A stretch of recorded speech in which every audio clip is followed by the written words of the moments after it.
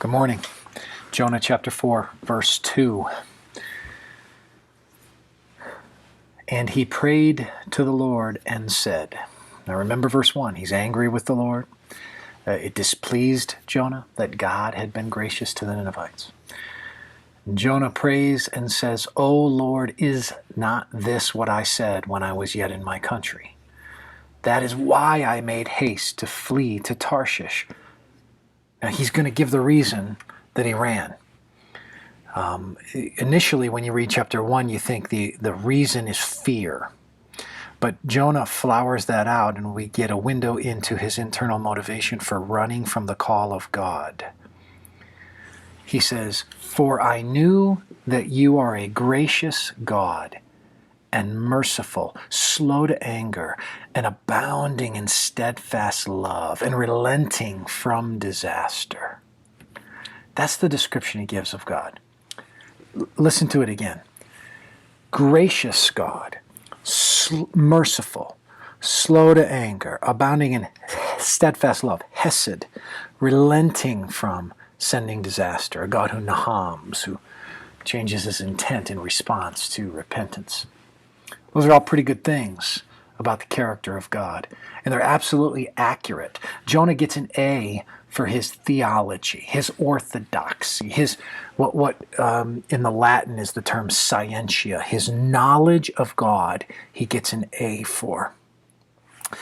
But Jonah has a problem, and that is that Jonah has a distance between his cognitive theology or his confessional worldview and his lived worldview, what's actually playing out of his life, what's actually sitting on his soul. The Expositor's Bible Commentary says this, and I think it just says it very poignantly. It says, Jonah found fault with God as he really is, not as he imagined him to be. It's important to note that. It's not that Jonah has bad theology and his theology is messing him up. It's that Jonah's attitude is unable to square with the God that he knows. He knows what God is like, and he's correct. He's correct. But he has this gap and space between his theological knowledge and the affections of his heart, his ability to get his will around God's way. J.I. Packer wrote in Knowing God, to be preoccupied with getting theological knowledge as an end in itself, to approach Bible study with no higher a motive than a desire to know all the answers, is the direct route to a state of self-satisfied self-deception. That at the end of that phrase is powerful, or at the end of that quote, self-satisfied self-deception.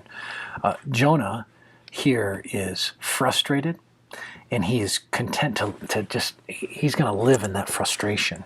It's actually one of the things in this little book that is one of the most remarkable issues of human nature that we see on display, the willingness of a person to live in the self-gratification of anger and frustration. And he'll dwell in that. And he'll dwell in that to his own demise as he rejects God for who he really is. So here's what I want you to think about today.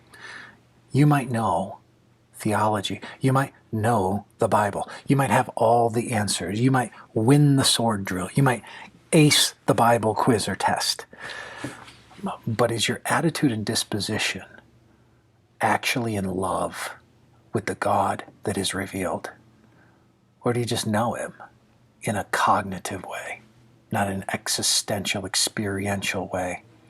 Are you satisfied to just know facts rather than deeply know and love and embrace the God of the Bible as he is, even if that means you have to change who you are to match his revealed will?